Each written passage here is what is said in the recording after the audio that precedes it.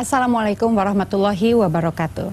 Alhamdulillahirabbil alamin. Segala puji hanya bagi Allah yang kembali mempertemukan kita pada hari ini dalam program Tafsir Al-Misbah mengenal surat Al-Maidah. Dan alhamdulillah Allah masih memberikan kesempatan pada kita untuk bisa merasakan nikmatnya bulan suci Ramadan. Pemirsa, pagi hari ini insya Allah kita akan membahas surat Al-Maidah ayat 12 dan seterusnya. Mengenai penjelasan dan makna ayat ini akan disampaikan langsung oleh narasumber kita, yaitu Pak Quraish Shihab. Assalamualaikum Pak. Waalaikumsalam warahmatullahi. Senang Pak bisa ketemu lagi hari ini. Alhamdulillah. Alhamdulillah. Dan juga Pak, di tengah-tengah kita sudah hadir Majelis Taklim Nur Ramadan Bintaro Jaya dan juga Majelis Taklim Al-Ikhlas Duta Indah. Bahkan ada yang dari Australia juga Pak hadir di sini. Assalamualaikum semuanya ibu-ibu. Ada yang dari Australia Bu ya? Alhamdulillah. Terima kasih Bu atas kehadirannya di sini. Kita akan membahas surat Al-Maidah ayat 12 ya Pak. Ini tentang apa Pak kira-kira? Ini berbicara tentang Bani Israel, orang-orang Yahudi sejak masa lampau. Saya kira rinciannya nanti kita akan membahas sampai ayat 13 ya Pak. Mudah-mudahan kita bisa selesaikan sampai ayat 14 atau 15. Kita lihatlah situasinya. Baik, silakan Pak. Dimulai. A'udzubillahi minasyaitonirrajim. Bismillahirrahmanirrahim.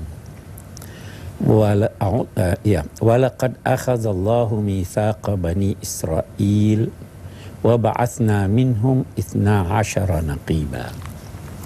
Kita tahu suratil Uqud atau suratul Maidah berbicara awalnya memberi pesan agar memenuhi perjanjian-perjanjian, baik perjanjian dengan Allah, perjanjian dengan sesama manusia, atau janji kita dengan diri kita.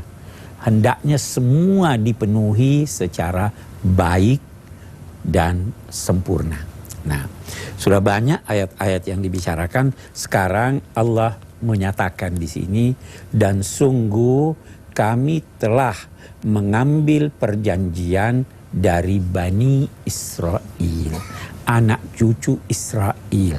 Israel itu namanya Yakub. Nabi Yakub itu juga dinamai Israel. Nah, anak cucu dari Yakub, yaitu Bani Israel. Dan wa ba'atsna minhum 12 naqiba. Kami mengutus di antara mereka 12 orang naqiba. Kita terangkan begini. Kita terangkan dulu naqiba apa artinya. Naqiba itu terambil dari kata naqabah, artinya melubangi dengan lubang yang besar. Tembok saya lubangi, dengan di lubangnya tembok itu saya bisa melihat apa yang di sana. Nah, ada yang mengartikan naqiba dalam arti pemimpin. Pemimpin itu antara lain bertugas mencari tahu keadaan masyarakatnya, walau yang tersembunyi-sembunyi, supaya dia bisa menanggulangi problemanya. Itu pengertian pertama naqiba. Bisa juga naqiba itu berarti melubangi untuk mencari rahasia yang disembunyikan.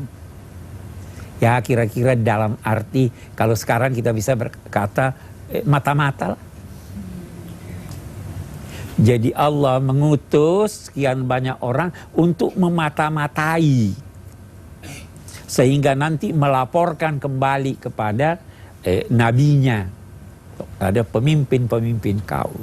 Nah, kita juga biasa mendengar, mungkin sebagian pemirsa atau ibu-ibu pernah mendengar istilah manaqib Syekh Abdul Qadir Al-Jailani, ya. Nah, manaqib itu artinya keistimewaan-keistimewaannya.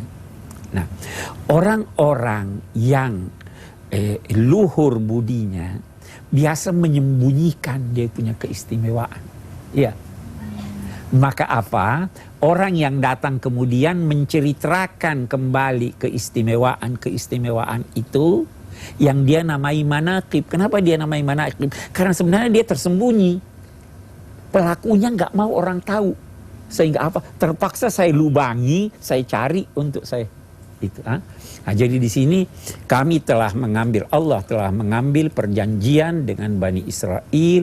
Kami mengutus di antara mereka itu 12 orang pemimpin atau orang-orang yang memata-matai dan lain-lain sebagainya.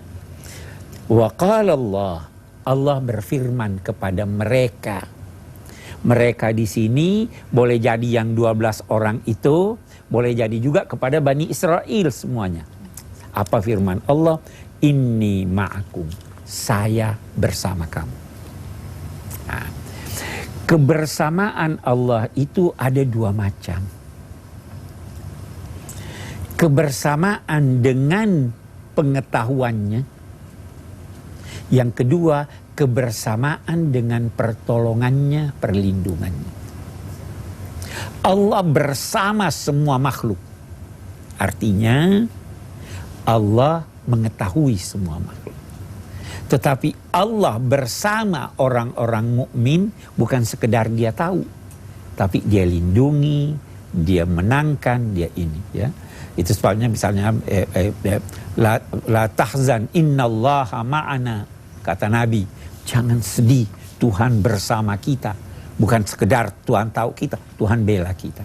Jadi ini di sini kepada Bani Israel itu, kalau kepada Bani Israel secara keseluruhan Allah berfirman, saya bersama kamu, artinya saya tahu semua keadaan kamu. Tapi kalau kita artikan bahwa itu ditujukan kepada 12 orang yang diangkat, maka itu berarti saya tahu kamu dan saya bela kamu. Inni ma'akum. Baru dia katakan, la in aqamtumus shalah wa ataitumuz zakah wa amantum birusuli, kalau kamu mendirikan salat.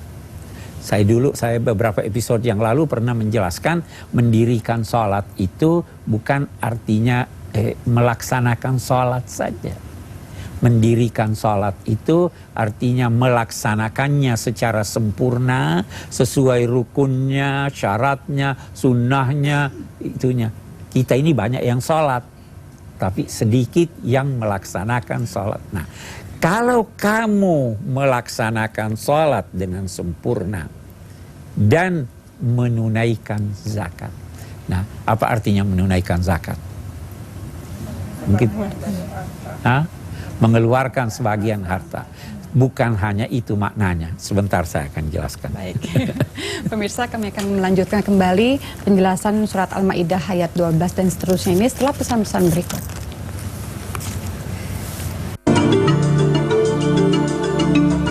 Pemirsa, Anda masih menyaksikan program Tafsir Al-Misbah mengenal surat Al-Maidah. Dan pada hari ini kita membahas surat Al-Maidah ayat 12 juga seterusnya. Silahkan dilanjutkan. Baik, kita membahas wa ataitumuz zakah. Ya, mengeluarkan zakat. Sebenarnya kata mengeluarkan zakat itu tidak menggambarkan apa arti ataitum. Saya kalau punya duit, mau keluarkan zakat, ini sudah ambil itu zakat, ambil sendiri. Bukan itu artinya menunaikan zakat. Kata ita itu punya banyak makna. Yang pertama maknanya mengantar dengan cepat. Nah, sudah beda dengan mengeluarkan. Nah, mengantar dengan cepat. Yang kedua berarti sempurna.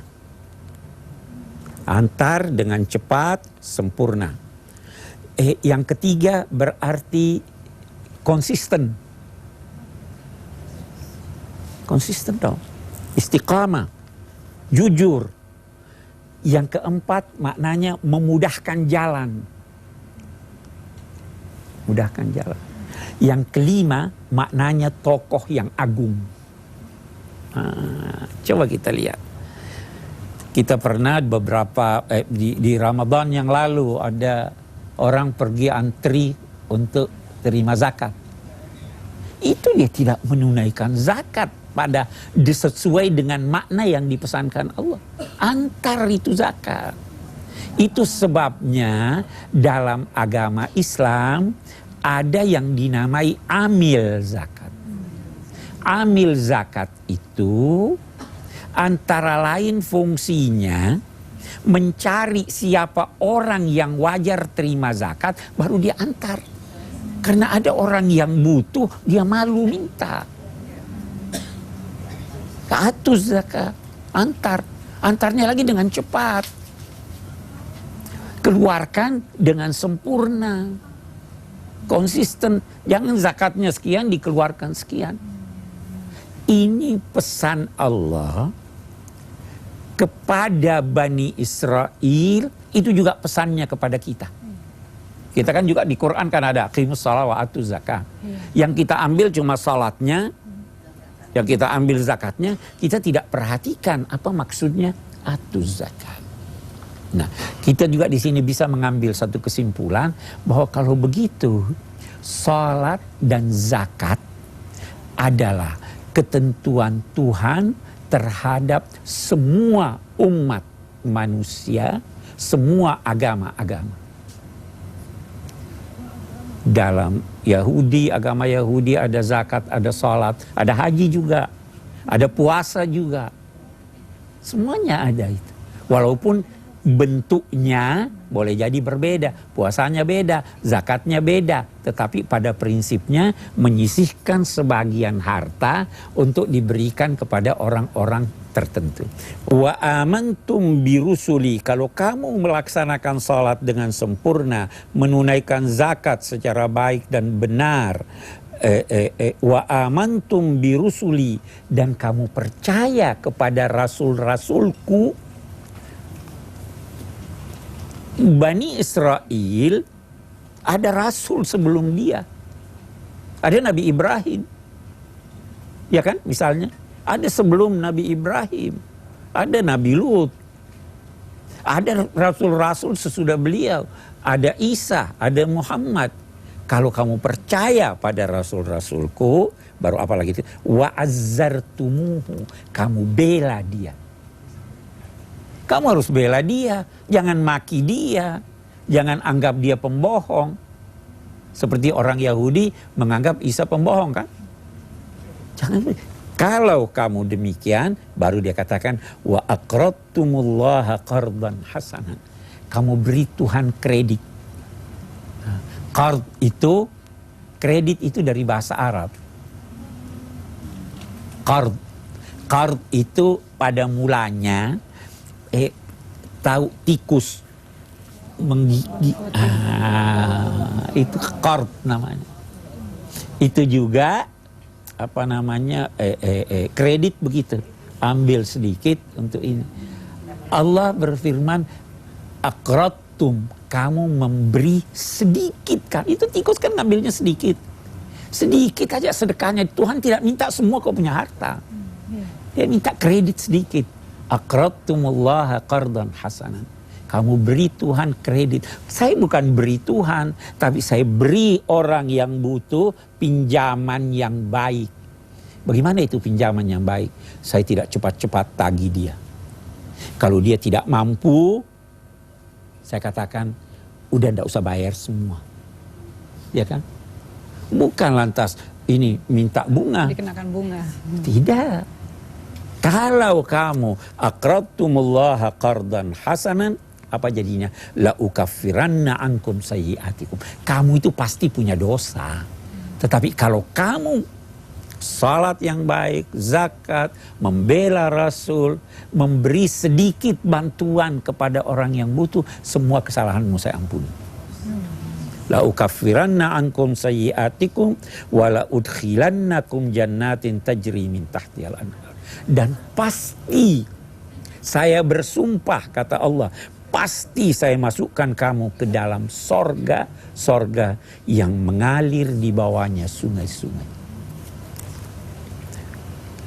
Wa man kafara ba'da dzalik, dan siapa yang kufur, membangkang sesudah adanya perjanjian itu, Apa jadinya? Faqad dhalla sawa'as sabil. Itu orang yang sesat jalan yang lurus. Sebenarnya sebelum perjanjian sudah sesat kalau begitu. Tetapi karena sudah ada perjanjian masih mengingkari, maka kesesatannya lebih-lebih lagi. Faqad dhalla sawa'as sabil. Terus dilanjutkan, fabima naqdihim mitsaqahum. Disebabkan karena mereka mengingkari perjanjian itu, tidak menepati perjanjian itu. Apa jadinya? La'annahum, kami kutuk mereka, yakni kami tidak berikan mereka itu rahmat yang khusus. Baik, kita lanjutkan kembali Pak. Pemirsa, kami akan segera kembali lagi. Untuk itu jangan kemana-mana, tetaplah bersama kami. Pemirsa, Anda sedang menyaksikan program Tafsir Al-Misbah mengenai surat Al-Maidah. Silakan dilanjutkan Pak. Baik. Lanjutan ayat ini, waja'alna qulubahum qasiyah. Kami jadikan hati mereka itu keras, membatu. Kita berhenti sejenak di situ. Semakin sering seseorang melanggar perintah Allah, semakin keras hatinya. Dosa itu titik hitam di hati. Semakin banyak berdosa, semakin banyak titik hitam sampai dia karatan. Nah, ini Allah berfirman, karena mereka terus melanggar, mereka tidak mau sholat, hatinya membatu. Ditegur, tadi tidak usah perlu ditegur. Ada orang ditegur, insaf ya. Nah, ada orang ditegur, dia belum marah. Belum marah, dia diam. Ada orang ditegur, marah. Ada orang ditegur, mengancam. Ya kan begitu tuh tingkat-tingkatnya. Itu orang yang membatu sudah hatinya. Ja'alna qulubahum qasiyah. Kami jadikan. Nah, ini perlu saya jelaskan. Kalau Allah berfirman berkata kami, itu bukan Allah sendiri yang bikin. Boleh jadi malaikat, boleh jadi manusia juga. Boleh jadi. Saya beri contoh. Ada enggak bapaknya Adam? Tidak ada. Ibunya?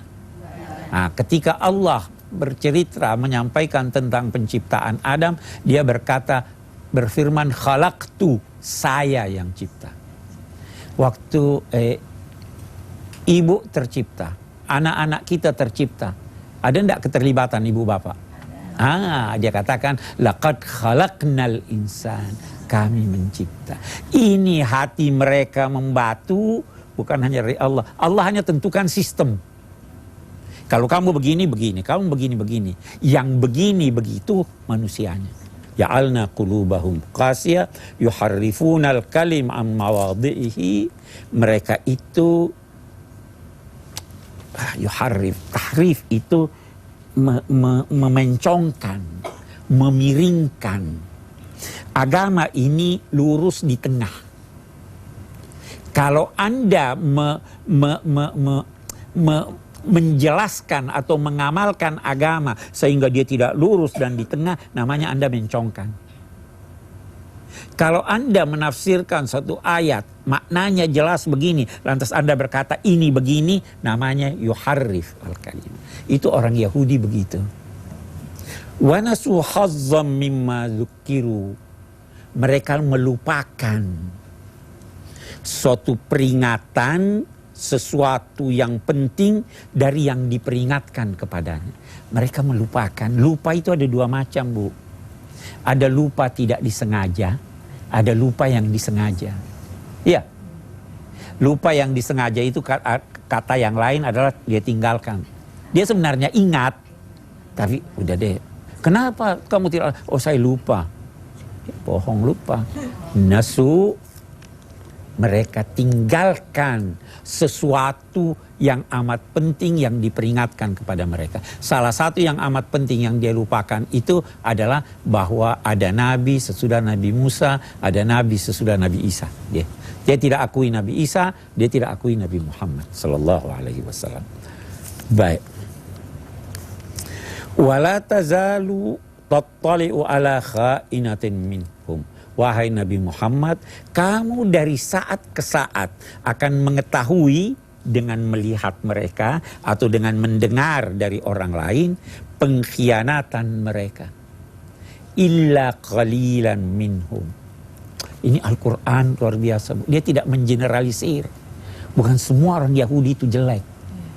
Bukan semua Bani Israel itu jelek. Karena itu di sini dia katakan, kamu wahai Nabi Muhammad akan mengetahui dari saat ke saat pengkhianatan mereka, tetapi ada sedikit di antara mereka yang tidak berkhianat. Ada yang baik. Fa'fu anhum wasfah. Maafkan mereka dan buka lembaran baru. Kalau kesalahan mereka itu menyangkut pribadi kamu, maafkan. Apa artinya maafkan? Hapus bekas luka di hati. Ada orang memaafkan, oke deh, saya maafkan Anda, saya sudah tidak ingat, tapi silakan pergi ke sana, saya mau jalan kemari. Tidak, dikatakan wasfah, buka lembaran baru. Kalau kertas ini putih, ada yang salah, saya ambil penghapus, terhapus dia. Tapi ada bekasnya atau tidak? Tidak ada bekasnya, tapi kertasnya sudah. Kalau buka lembaran baru, lebih hebat membuka lembaran baru daripada memaafkan. Allah berpesan, maafkan mereka kalau kesalahannya itu menyangkut pribadi kamu yang tidak berkaitan dengan akidah, tidak berkaitan dengan prinsip-prinsip. Bahkan buka lembaran baru. Udah deh, kita yang sudah-sudahlah, mari kita bersama-sama kembali. Wa'fu anhum wasfah. Innallaha yuhibbul muhsinin. Allah senang kepada orang al-muhsinin, antara lain maknanya yang berbuat baik kepada orang yang pernah berbuat jahat sama dia. Berbuat baik kepada orang yang pernah, itu Allah paling sukai. Itu orang Yahudi. Di ayat 14 dia bercerita tentang orang Nasrani yang juga diambil dari mereka perjanjian, juga meninggalkan sebahagian dari apa yang diperingatkan kepada mereka. Maka firman Allah, fa'aghrayna bainahumul adawata wal baghdha. Kami timbulkan di antara mereka, orang Yahudi dan orang Nasrani, apa? Kebencian dan permusuhan. Sampai sekarang itu orang Yahudi dan Nasrani, ya wajar dong. Orang Yahudi bilang Maryam ya lecehkan, dia punya orang yang paling dihormati. Antar orang Yahudi pun saling musuh-memusuhi sampai sekarang. Al-Quran menyatakan apa? Tahsabuhum jami'an wa qulubuhum syatta. Kamu kira mereka bersatu? Tidak, hatinya itu saling musuh-memusuhi. Aghrayna bainahumul adawata wal baghdha ila yaumil qiyamah, sampai hari kiamat. Kenyataan menunjukkan hal tersebut. Wa sawfa yunabbi'umullahu bima kanu yasnaun. Nanti Allah akan sampaikan kepada mereka hasil dari apa yang mereka lakukan itu. Baik, nanti kita lanjutkan kembali ya Pak ya. Pemirsa, kami akan segera kembali lagi dalam program Tafsir Al-Misbah mengenai surat Al-Maidah setelah pesan-pesan berikut. Pemirsa, terima kasih Anda masih bersama kami dalam program Tafsir Al-Misbah mengenal surat Al-Maidah. Sudah dijelaskan oleh Pak Quraish Shihab dengan jelas, karena saatnya saya beri kesempatan pada ibu-ibu untuk bertanya. Silakan Ibu, siapa dulu? Ya, silakan langsung. Allah telah memilih 12 pemimpin dari Bani Israel. Kemudian kita juga ada riwayat Nabi Muhammad ketika Bai'atul Aqabah, beliau bersama 12 pemimpin juga. Adakah korelasi antara kesamaan jumlah tersebut? Bagaimana Bapak melihat ini? Terima kasih.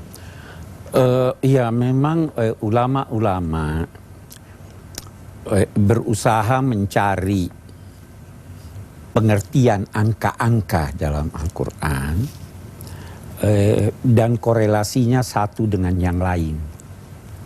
Saya misalkan bisa berkata begini, 40 itu, angka 40, ya toh? Itu mereka temukan bahwa Nabi diangkat jadi Nabi umur 40 tahun, ya toh?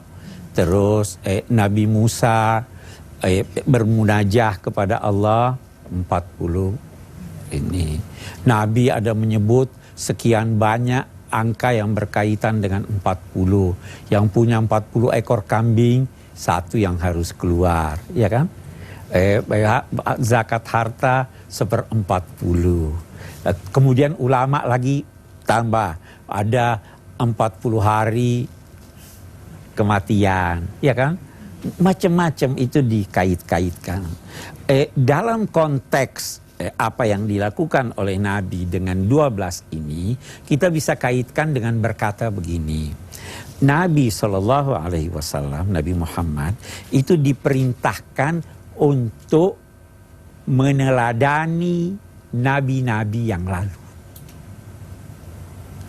Fabihudahu muqtadih. Nah, Al-Quran menyebut bahwa Allah mengutus 12 orang pada Bani Israel itu, maka Nabi pun karena meneladani itu mengutus 12 orang. Ada ulama lantas kembangkan, misalnya ulama Syiah itu, dia katakan karena itu ada 12 imam. Tetapi itu pendapat ulama yang oleh ulama lain tidak diterima, ya kan? Tetapi kalau itu pengamalan Nabi, maka kita bisa katakan, oh ya itu memang demikian. Sama halnya dengan 40 hari itu. Karena ada ulama kita juga berkata, tidak ada itu 40 hari sesudah. Ya, karena itu pendapat ulama. Tetapi kalau itu Nabi yang perintahkan, oke. Jadi itu menyangkut angka-angka.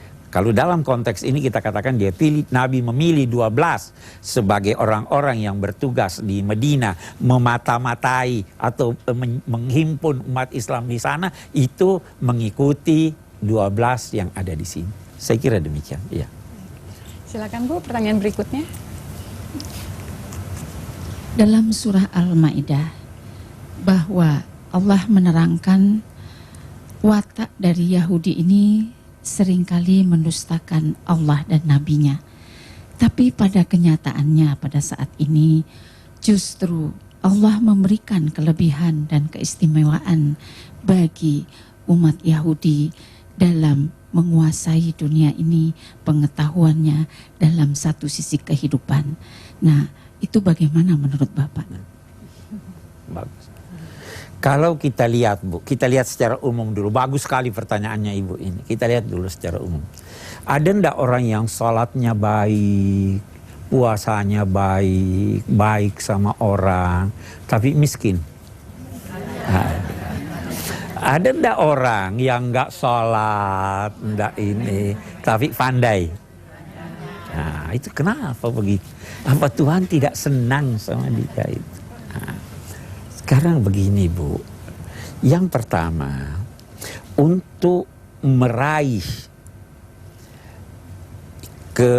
kebahagiaan dunia atau kebahagiaan akhirat, ada jalannya. Tuhan tidak beda-bedakan. Kalau orang belajar, pasti pandai. Siapapun yang belajar, Muslim atau tidak Muslim, pandai. Kalau orang diberi kesempatan, dia manfaatkan kesempatannya, dia berhasil. Orang diberi kesempatan, dia tidak manfaatkan kesempatannya, pasti gagal. Nah, kita ini atau sebagian besar kita ini tidak mendapat kesempatan atau tidak menggunakan kesempatan. Kita cuma rajinnya sholat, tidak rajin bekerja, tidak rajin belajar. Coba lihat tuh orang-orang di jangan jauh-jauh, di Jepang atau di Eropa atau di Amerika. Orang naik kereta itu bawa buku membaca. Kalau kita ngapain? Ngerumpi kerjanya. Jadi mereka maju, kita tidak. Itu satu ya Bu ya. Jadi wajar itu karena memang mereka belajar, mereka tekun. Kita tidak. Tapi kalau kita tekun, kita belajar, kita bisa juga. Oke, itu satu. Yang kedua begini Bu, Al-Quran juga berpesan bahwa jangan kamu terperdaya oleh kehebatan orang-orang kafir. Mata'un qalil. Allah itu kalau sudah memperingatkan satu orang, diperingatkan, dia tidak ingat, maka dia ulur. Istilahnya istidraj. Terus diulur sampai dia tinggi, plak, jatuh. Nah, begitu halnya. Nah, tapi saya tidak mau menekankan soal ini. Yang saya ingin tekankan bahwa kalau kita tidak maju itu salah kita. Kalau mereka maju itu karena mereka mengikuti jalur itu. Tuhan tidak beda-bedakan Bu. Iya. Oke. Iya. Baik. Silakan pertanyaan berikutnya. Dalam Al-Quran maupun dalam kitab-kitab sejarah banyak sekali. Mengapa kisah Bani Israel ini diceritakan berulang-ulang dalam Al-Quran? Terima kasih Bu. Tentang Bani Israel ini pada umumnya atau hampir semuanya turun di Madinah. Di Madinah itu bermukim orang-orang Yahudi dan sedikit orang Nasrani. Orang-orang Yahudi ini sikapnya terhadap Islam sangat buruk. Jadi berulang-ulang mereka diwanti-wanti, dinasehati agar jangan bersikap buruk seperti itu. Ingatlah peristiwa-peristiwa lama leluhur mereka. Jadi dari satu sisi mereka diingatkan. Di sisi lain umat Islam juga diingatkan bahwa hati-hati terhadap mereka. Sehingga itu sebabnya banyak. Itu sebabnya banyak. Karena memang yang paling banyak menentang Islam itu pada masa Nabi Muhammad, pada masa turunnya Al-Quran adalah orang Yahudi. Saya kira itu sebabnya berulang-ulang. Sama saja Bu kalau begini. Mungkin kita tidak pernah berkata kepada anak kita, nak keluarkan zakatmu. Ya. Tetapi mungkin berulang-ulang kita katakan salatlah. Ya. Kenapa berulang-ulang salat? Bukan karena dia tiang agama. Karena itu yang selalu setiap hari harus dikerjakan. Kalau zakat, boleh jadi dia belum wajib zakat. Boleh jadi zakatnya nanti Ramadan baru dia keluar. Jadi semakin sering sesuatu itu perlu diingatkan, semakin banyak dia disebut, semakin banyak diingatkan. Saya kira itu. Pemirsa, kami akan segera kembali lagi setelah pesan-pesan berikut ini. Pemirsa, terima kasih Anda masih bersama kami. Kita sampai pada segmen terakhir. Saya akan berikan kesempatan lagi pada ibu-ibu sebelum pada kesimpulan. Silakan Bu. 2 pertanyaan. Bismillahirrahmanirrahim. Pertanyaan saya, Pak, kalau Allah sudah mengeraskan hati seorang hamba, apakah ia masih ada peluang ia mendapatkan hidayah? Terima kasih. Kalau dia orang itu mau, peluangnya terbuka lebar. Kalau dia tidak mau, tidak ada. Jadi jangan pernah berkata bahwa Allah yang menyesatkan seseorang. Tapi Allah membiarkan orang sesat. Siapa yang dibiarkan Allah sesat, tidak ada lagi yang bisa memberi dia petunjuk. Siapa yang diberi petunjuk oleh Allah, tidak ada lagi yang bisa menyesatkan dia. Nah, jadi kalau orang, jangan jauh-jauh Bu, itu sahabat-sahabat Nabi dulunya musyrik atau tidak? Musyrik juga. Hanya Sayyidina Ali yang tidak pernah menyembah berhala. Tetapi karena mereka mau, mereka buka pintu hatinya, cahaya masuk. Tapi kalau ditutup, Allah tidak mau paksa orang kok. Buka pintu hati. Bisa. Nah, jadi saya katakan kalau dia itu, Allah membiarkan. Biarkan aja, dia tidak mau. Tapi kalau dia mau, buka sedikit aja, Allah masukkan. Oke. Kembali pada diri kita sendiri. Kembali kepada diri kita. Bukan Allah yang memasukkan manusia ke dalam neraka, manusia itu sendiri. Manusia itu sendiri. Wa ma zalamahumullah. Allah tidak menganiaya mereka, mereka sendiri yang menganiaya diri mereka sendiri. Baik. Okay. Baik. Silakan Ibu pertanyaan berikutnya. Dari penjelasan tadi, pinjaman yang dimaksud adalah pinjaman terhadap orang lain dengan cara yang baik. Mengapa redaksinya mengatakan, jika kamu pinjamkan kepada Allah, pinjaman yang baik?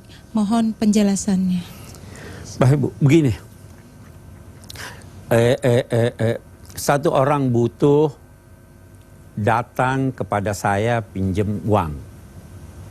Saya ragu-ragu, ini orang butuh tidak bisa bayar. Ya kan begitu. Terus ada satu orang kaya raya berkuasa berkata begini, pinjamkan saya. Saya kasih enggak dia? Karena yang jamin dia. Ini pasti nih dibayar. Ini bukan pembohong, ini orang kaya. Jadi kalau kita memberikan seseorang pinjaman itu, Allah berkata bukan dia yang kamu pinjami. Terjamin, saya yang bayar berlipat ganda. Itu sebabnya dia kata untuk ridullah qardan hasan. Jelas Bu ya? Oke. Allah yang menjamin Bu ya. Jadi Allah yang pinjem. Allah yang pinjem. Bukan. Baik Pak, silakan berikan kesimpulannya. Artinya saya kira kesimpulannya kita bisa katakan bahwa yang pertama, bahwa Allah Subhanahu wa Ta'ala itu bersama orang-orang beriman dengan mendukungnya. Yang kedua, bahwa siapa yang melaksanakan sholat dengan baik, menunaikan zakat dalam arti penunaian yang sesuai dengan tuntunan Allah, itu akan mendapat pengampunan dosa dan akan dimasukkan ke dalam sorga. Kemudian kesimpulan lain bahwa sholat, zakat, puasa, dan lain-lain itu sebenarnya syariat yang disyariatkan Allah terhadap semua penganut agama. Kemudian orang yang sering melakukan pelanggaran agama itu tidak memperoleh rahmat khusus Allah. Yang kedua, orang yang sering melakukan pelanggaran, hatinya membatu sehingga tidak lagi mempan baginya nasihat, tidak lagi mempan peringatan baginya. Itu yang diterangkan di sini. Kemudian kesimpulan yang lain bahwa kalau ada yang berbuat kesalahan pribadi pada Anda, hendaklah memaafkannya dan membuka lembaran baru. Yang terakhir itu di sini dinyatakan bahwa ada permusuhan abadi antara orang-orang Nasrani dengan orang-orang Yahudi, satu dengan yang lain.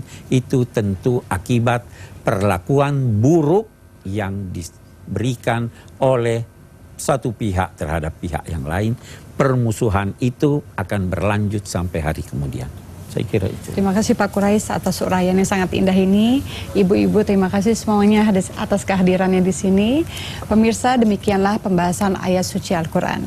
Semoga kita dapat mengambil hikmah dari perjalanan umat terdahulu agar kita semakin taat pada jalan Allah Subhanahu wa Ta'ala, dan juga menyiapkan hati kita untuk selalu mendapatkan cahaya Al-Quran.